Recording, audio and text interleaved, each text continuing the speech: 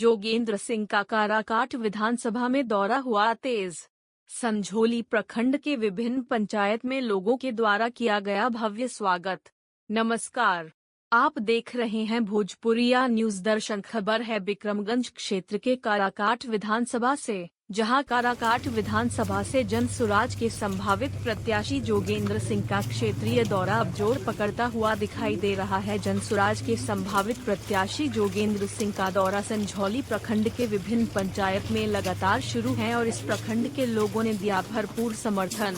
पंचायत अमेठी अंतर्गत ग्राम सिकठी, सोसाड़ी सहित विभिन्न गांवों का दौरा कर लोगों से आशीर्वाद प्राप्त करने का अभियान शुरू है।